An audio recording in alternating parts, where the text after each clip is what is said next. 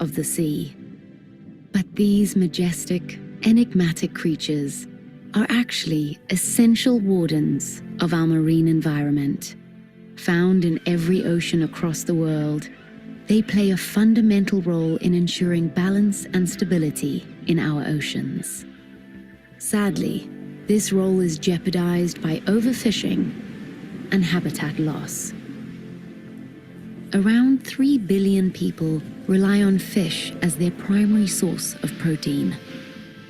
Ongoing declines in shark populations could have devastating and unpredictable impacts on marine food webs, and even our own food supply.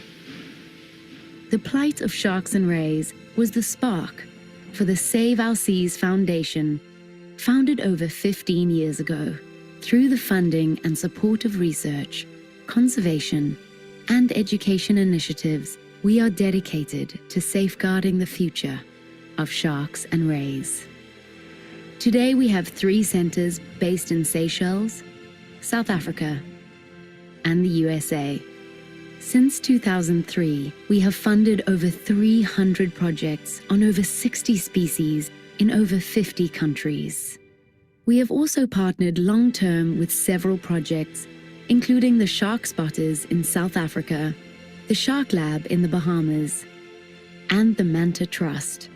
We're passionate about our mission: protect the future of sharks and rays and our oceans for generations to come. We can and will make a difference. The Save Our Seas Foundation.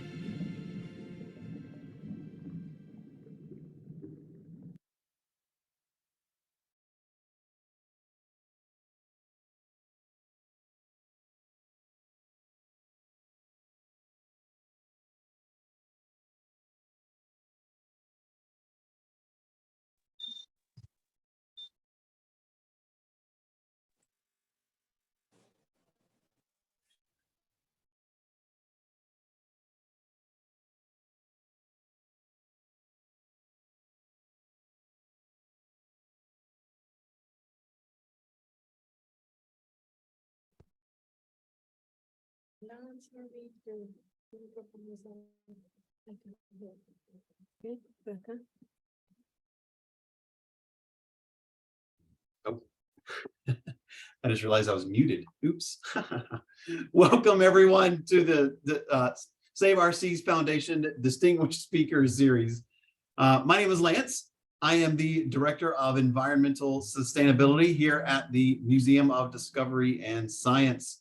Welcome to the first speaker series for this year.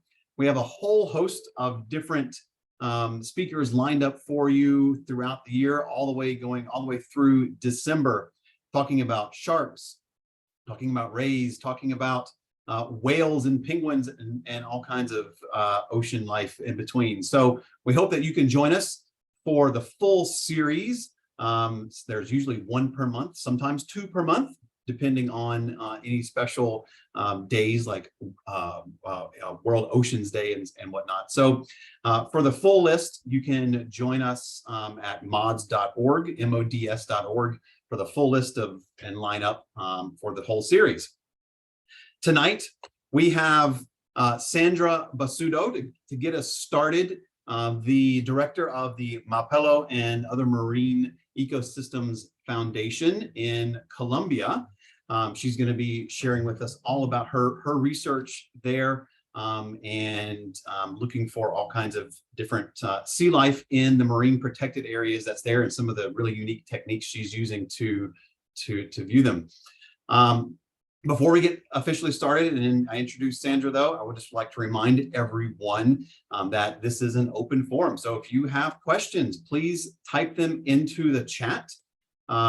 We would like that everyone stays muted just for keeping everything clean throughout the audio. But have questions, type them in. We want questions from you. Don't have to wait to the very end. If you have questions, feel free to pop them in. All right. So I'll introduce Sandra now. Sandra is a naturalist, an environmentalist, a conservationist with a master's degree in Earth and Life Sciences. She studied in France to get these degrees and has traveled the world. She's a professional diver with more than 7,000 dives recorded to her name from all around the world. Sandra has committed her career to the conservation of marine biodiversity and to respecting the environment. Sandra actively promoted the designation of the Malpelo Island Fauna and Flora Sanctuary, which we'll hear about tonight, off the Pacific coast of Colombia as a marine protected area in 1995. 3 years later, she was asked to manage it with a view to reinforcing the conservation efforts she had been developing, mostly as a volunteer park ranger. In 1999, Sandra established the Malpelo and Other Marine Ecosystems Foundation. And as the executive director of this organization, Sandra has supported the development management plan for the Malpelo protected area and its subsequent expansions, and has actively contributed to the justification of its 4th expansion. Congratulations on that. Seems like it's going well. In addition to this, Sandra has served as the High Presidential Advisor in Colombia for environmental management, biodiversity, water, and climate change, and as the president of the Colombian Ocean Commission and the Presidential Agency for International Cooperation. So, without further ado, Sandra, welcome to our Distinguished Speaker Series. We're so happy to have you. Oh, Sandra, just want to, there you go. Thank you very much, Lance. Thank you very much to everybody. Thank you, Save Our Seas.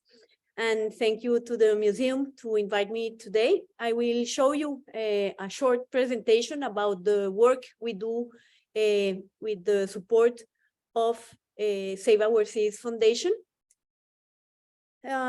So this project was in the MPA of Malpelo. In this moment, I live in Colombia, in South America, and we are working in the sanctuary of Malpelo. It's a marine protected area. We work with the national parks, and we have a fund trust with Conservation International and Fondo para la Acción Ambiental. So this project, this is the area of the project, is the area you see in green, was the place of the sanctuary where we was working. Malpelo is a oceanic island, is the top of a unique cordillera, is the cordillera of Malpelo, and Malpelo is 300 meters below the sea level, but the walls go to 4,000 meters deep. So it's really an oasis in the middle of the Eastern tropical Pacific. So the project we do every year, we try to do different scientist expeditions to this area. You have to know, to get to Malpelo, we have to take a boat, a liveaboard, and it's like 36 hours to get there. It's 500 kilometers from the Colombian coast. And so we do different expeditions to do different activities. One of the activities is to monitoring different species of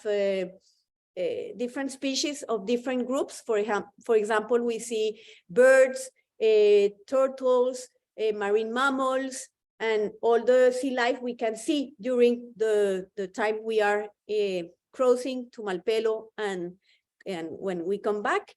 And when we are in Malpelo, what we do is monitoring diving. So diving, we take information about the number and species of sharks, rays, and other pelagic animals. We also use a ROV, and we register what we can not see when we are diving.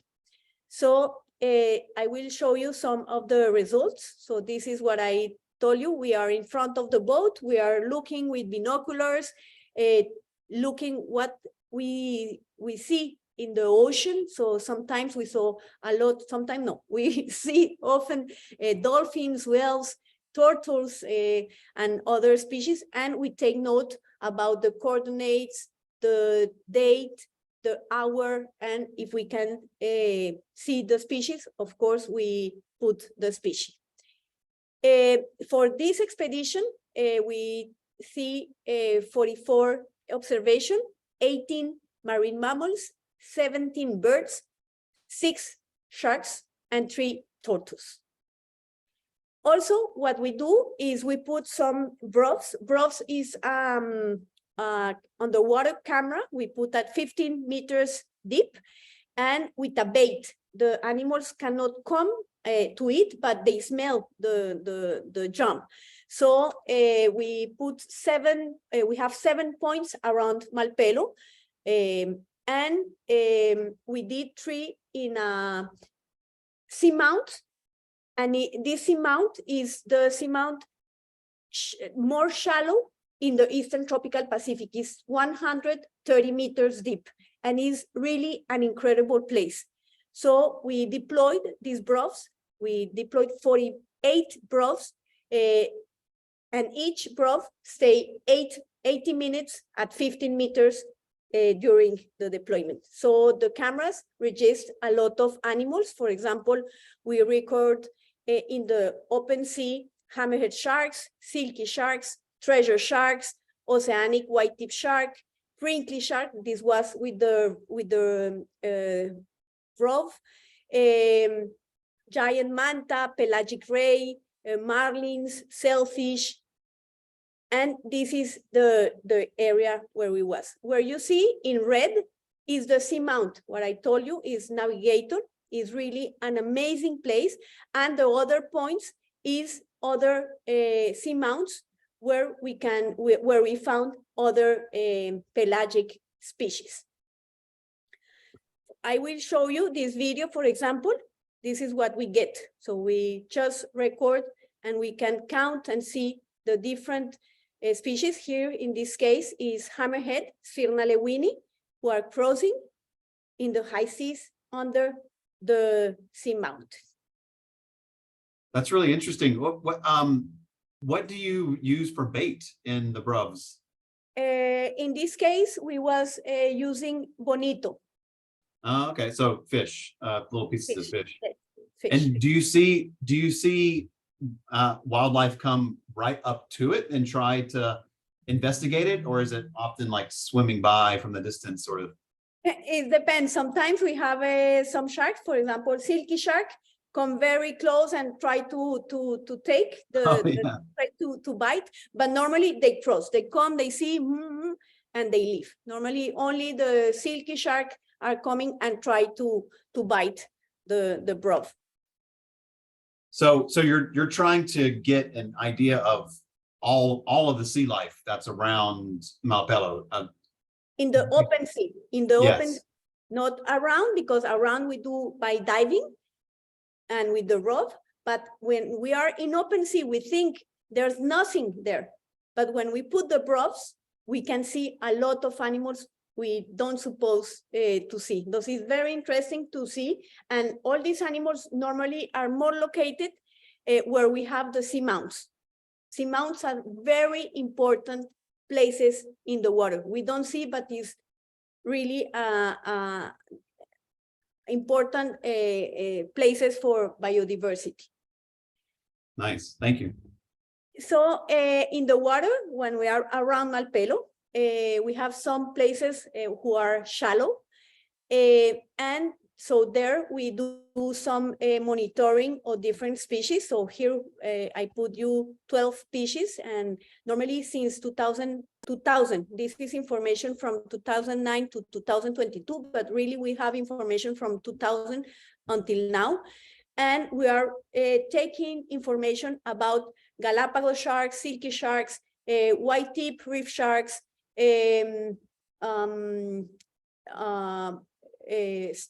rays, mantas, snappers, groupers, carangs, en fin, a lot of species. And with the time, with this information, we can see if this population are bigger or increasing or going less. And for example, so we can monitoring if they go if the population are in good shape or if they are going down. And what we see is in all the sharks, all the pelagic and migratory species like hammerheads, like the treasure shark, they are in danger. They are coming down. Even if we are working in a marine protected area, these animals have big migrations. So they are taking out of the marine protected areas or are taken inside the marine protected areas by illegal fisheries. This is the rod. So we deployed the rod at 58 meters and in 2 places. And in this area, we found also different species, very interesting species. So when you say a ROV, like an ROV, so it's like a little robot submarine. Yes, it's a very small robot submarine.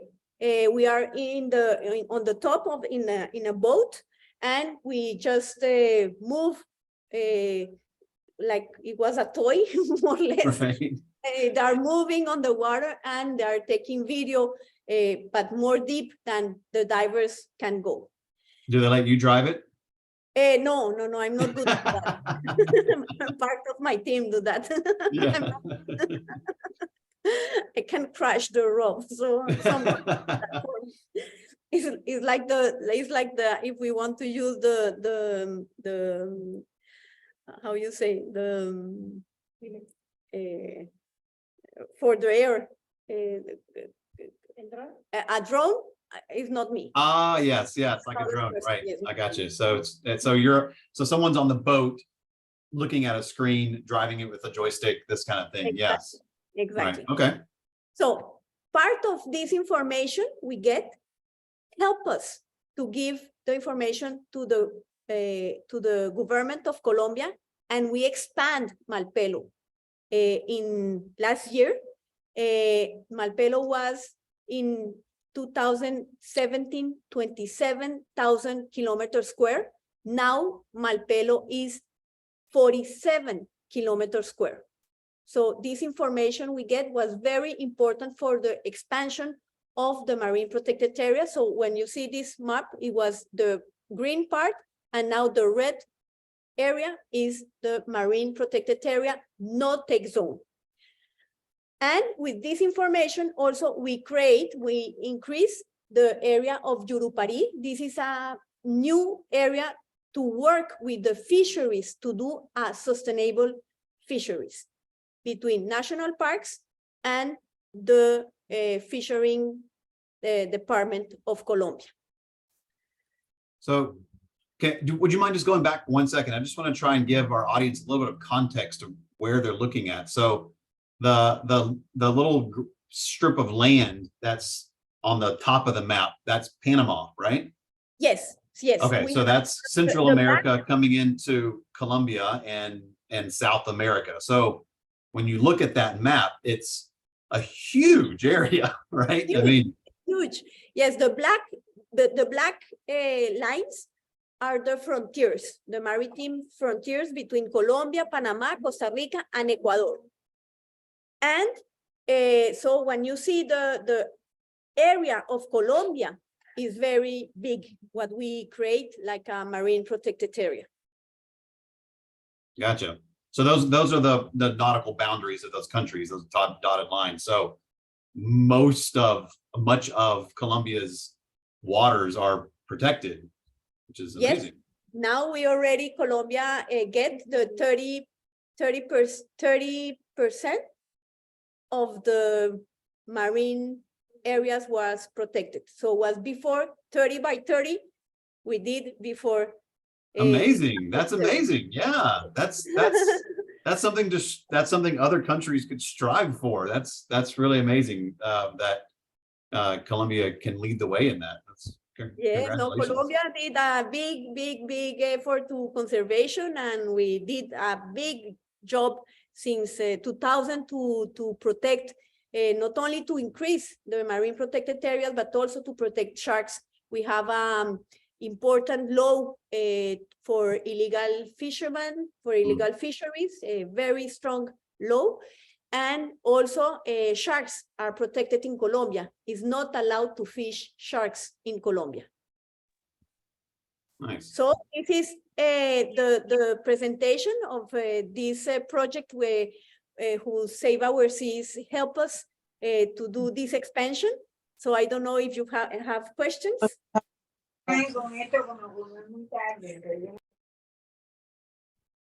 Yeah, so I know you have more to show us, right, on different projects. So like I said, if anyone has questions, so we did have some questions come in while you were speaking. Someone was wondering, do you work with any specific animals or all sea life? And it seems like it's everything that's out there. You're out there looking for whatever you can, right? What we do is with these expeditions, the Malpelo Foundation are in charge to work with sharks, rays, and pelagic animals.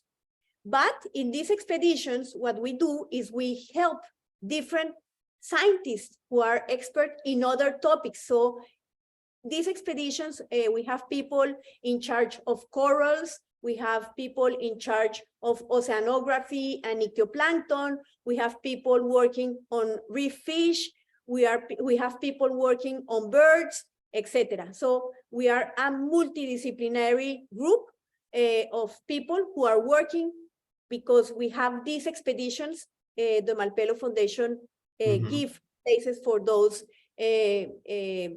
other scientists. Like this, we can have a lot of information for different groups, and like this is what we know to monitor. We do the monitoring, and we know what's happened with the different ecosystem and species. Nice. That's great. That's great that there's such a collaborative effort to go and do this.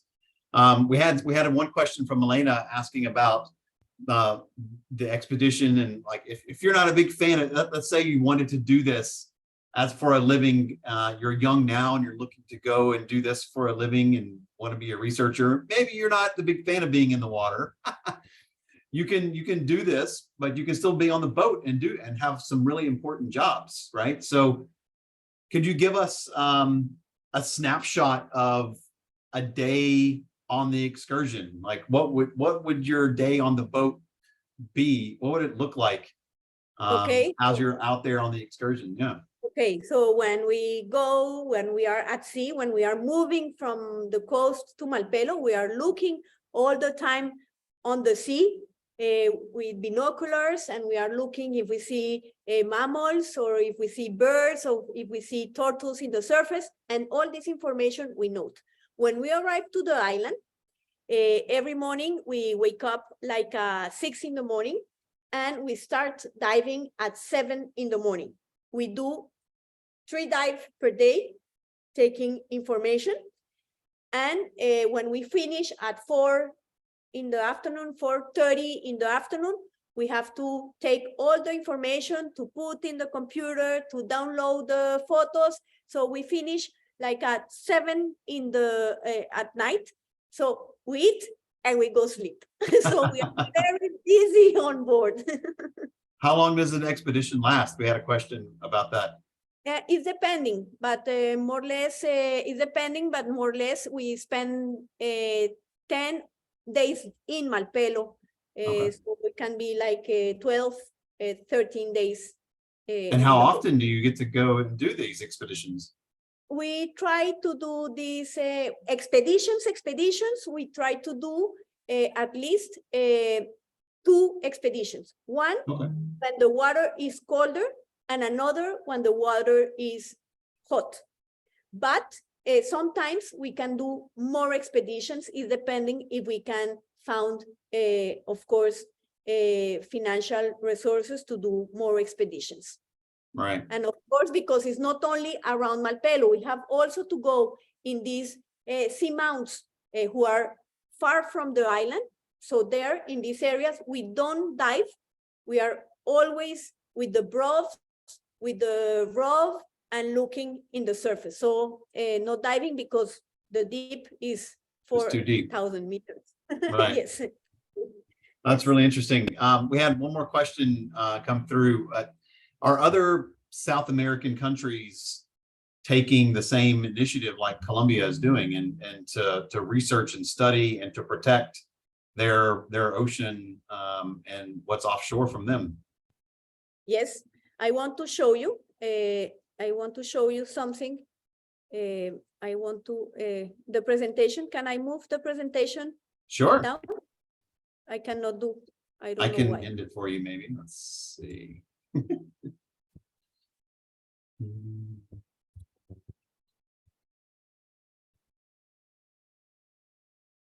There you go. Okay. In Malpelo, in 2004, I invite different. You see my screen? No. You don't see. Ouch! What happened? Wait 1 second. What happened? Something happened.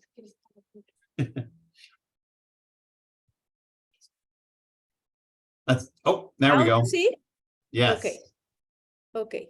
So in 2004, during one expedition, I invite scientists from Costa Rica, Panama, and Ecuador.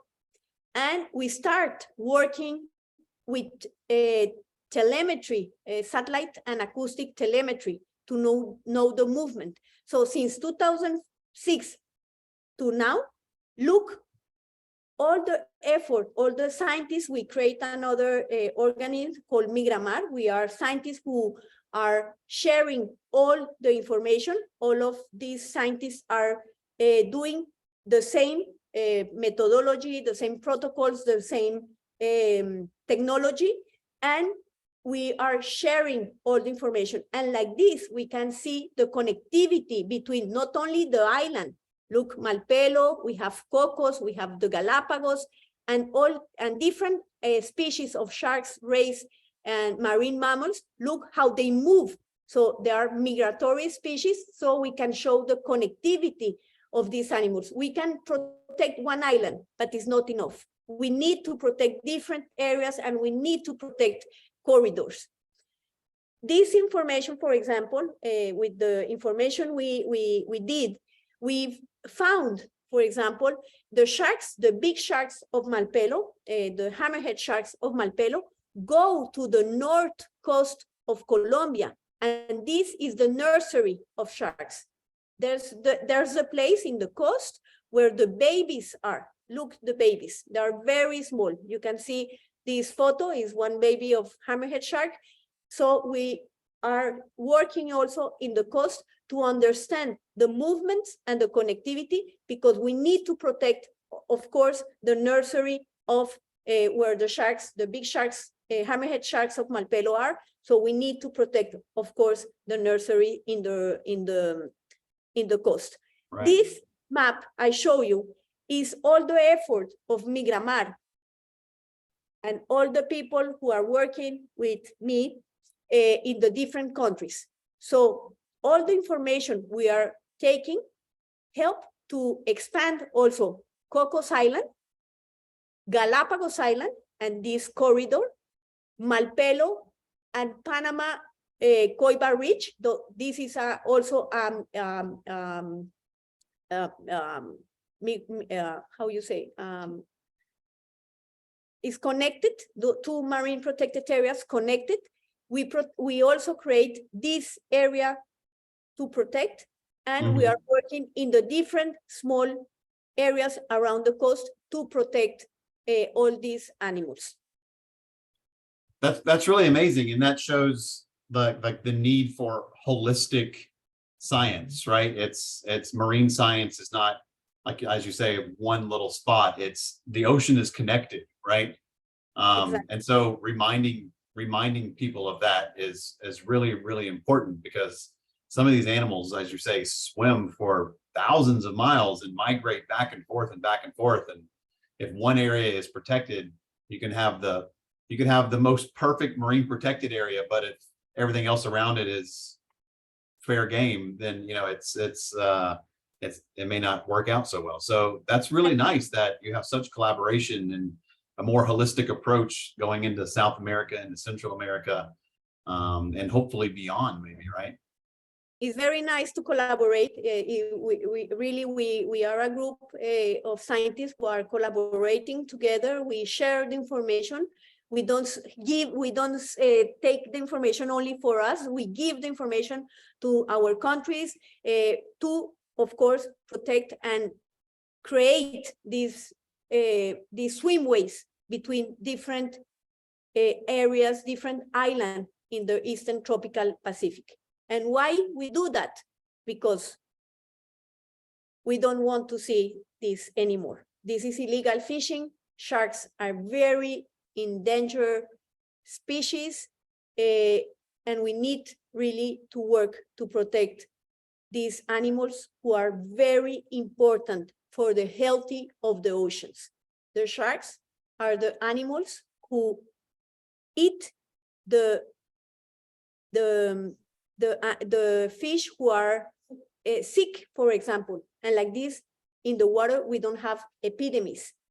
So sharks are very important in the ecosystem. An ecosystem with shark is a healthy ecosystem. Right. Yeah.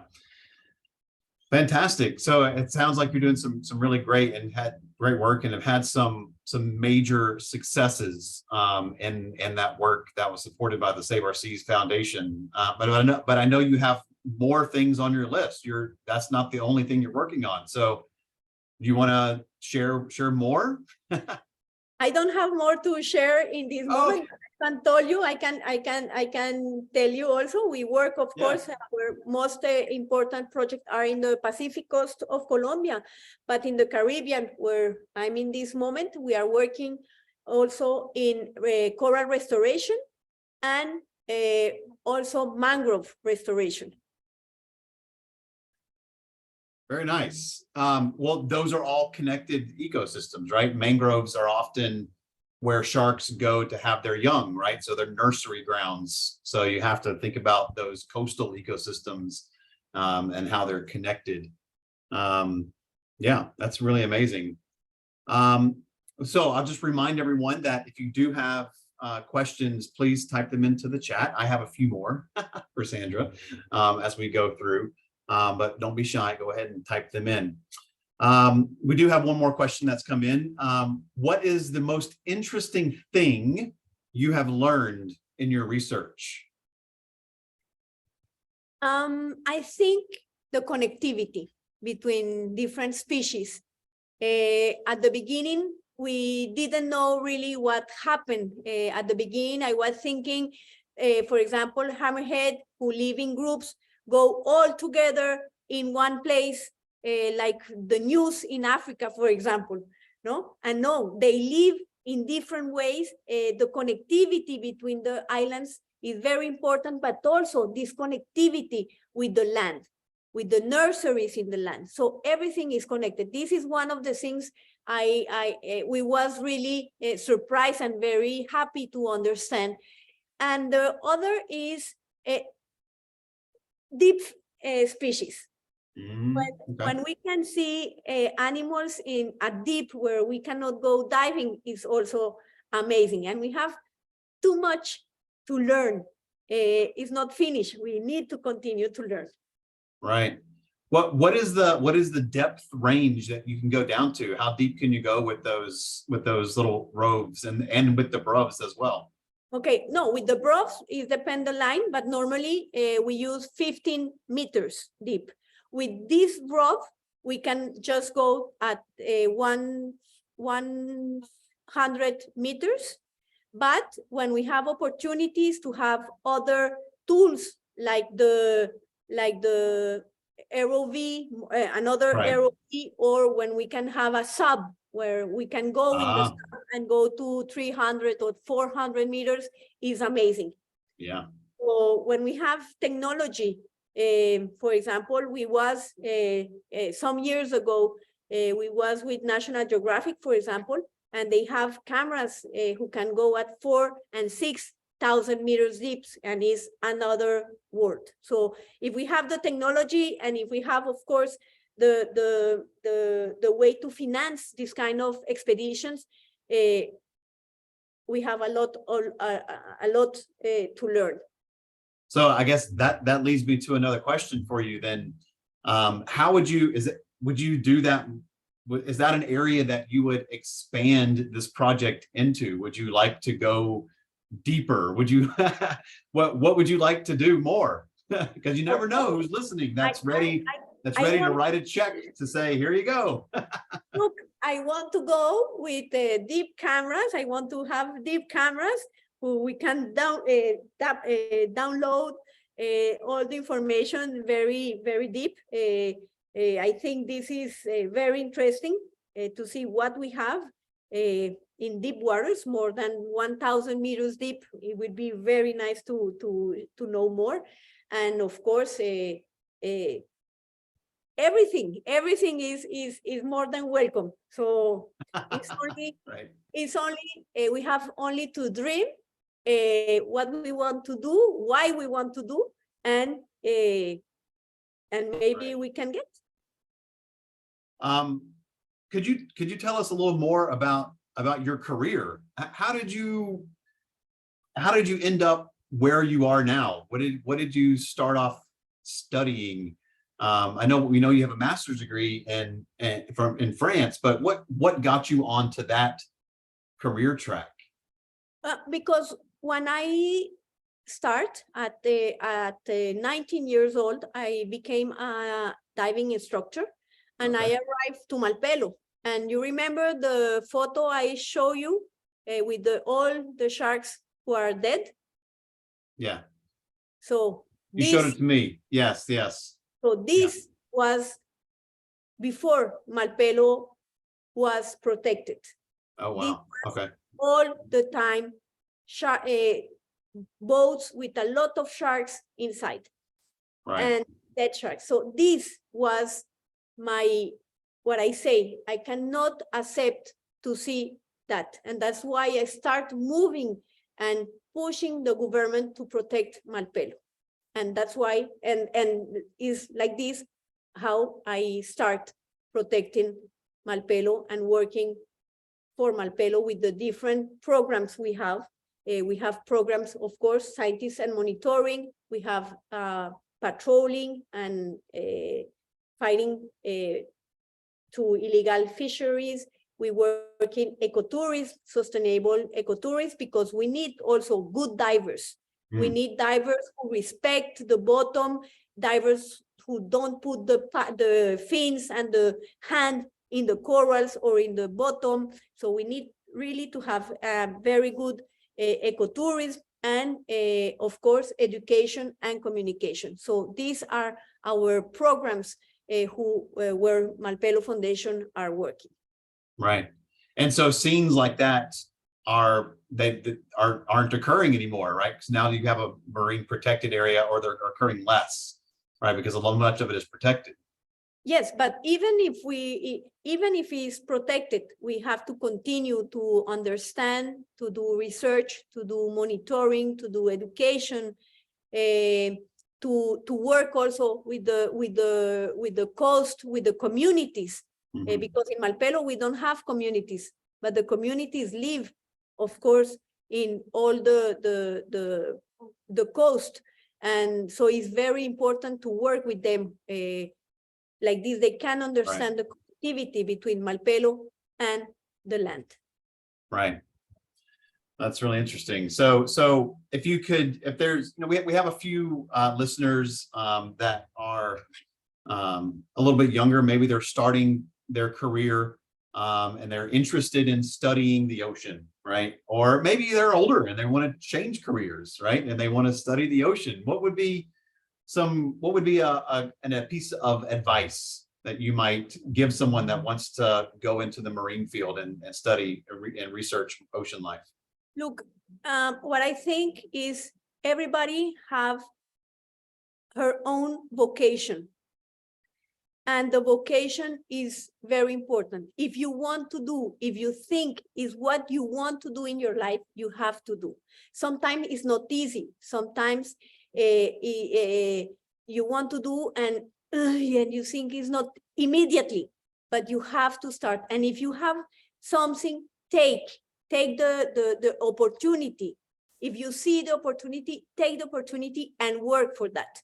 So this is the only things I can say. Work, if you want to do, you have to work on that. And when we want to do, it's not a work, it's part of your life. Right. Yeah. That, and when they say you're doing something that you want to do, you don't work, you enjoy it, right? Yeah. Yeah. Well, that's really amazing. And I know that you do work all around the world as well. So it's not just Malpelo. Where else do you research? Where else do you go to carry out? The research I do is more mostly in Colombia, of course, but like I told you, we collaborate with other countries in the Eastern Tropical Pacific, since Mexico with Revillagigedo, with Socorro, Galapagos, Cocos, Coiba. I did some things, for example, in French Polynesia. I learned from other places. For example, now I really want to work more with sperm whales, for example. So in different areas, in different places of the world, you can learn from others to try to do the same, to import Right. knowledge in your country. So yes. You're borrowing good ideas from all over the world, right? Yeah. Exactly. Right. And sharing successes is really important. Exactly. Well, in my intro of you, you say that I said that you've logged more than 7,000 dives. So you've spent a significant amount of time underwater. Do you have a favorite dive location? Where do you enjoy diving the most? Look, I like to be a lot in the underwater.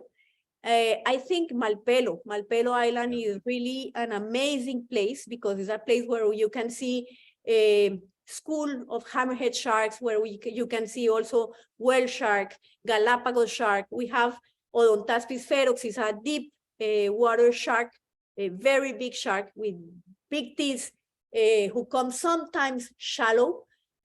Shallow is 40-30 meters. Right. But is 4 meters long, is amazing shark. And there's a lot of biodiversity, a lot. Where you look, you have a lot of animals, but Galapagos are amazing, Cocos are amazing, French Polynesia is amazing.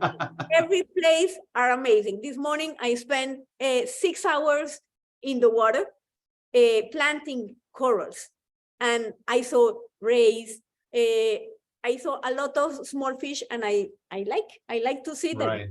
I like to see life. So maybe your favorite dive is the current one that you are on, right? But my favorite dives is when I can see life. Yeah. Right. Life, but life. Right. We're lucky enough. So the Museum of Discovery and Science is in Fort Lauderdale, Florida, and we're very fortunate here. We have a lot of diversity and a lot of life here off the coast of Florida. So maybe if some of our viewers this evening are tuning in from South Florida, get out there, go snorkeling, go diving if you can. But one of the good things about here is that you don't have to be scuba certified. You can go out and snorkel, and the water is very shallow, and you can see all kinds of really beautiful things here as well.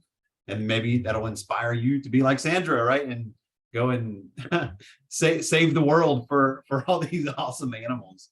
Where you live, you can save your biodiversity.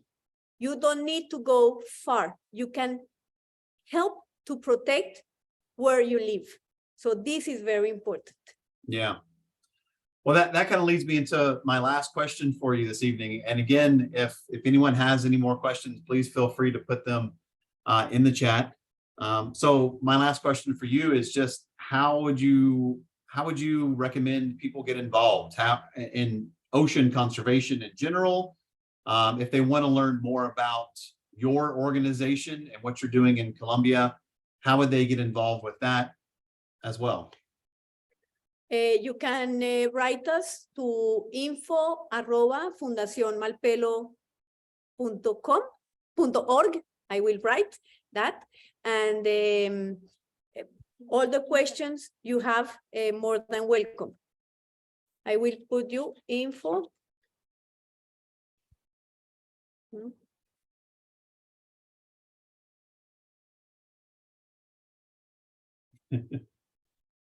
Excellent. So if you have any questions, please send Sandra a comment or question. She just put it in the chat there.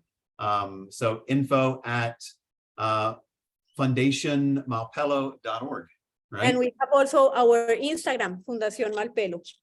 Okay, excellent. Instagram, Fundación Malpelo. Excellent. There you go. So so it's there in the chat. So if anyone wants to learn more about what Sandra is doing, more about the research, the amazing successes that they've had, please feel free to reach out. Thank you very much, Sandra, for joining us this evening. We look forward to the amazing work that you're doing. Thank you. Seeing Thank you more very of it. much. I see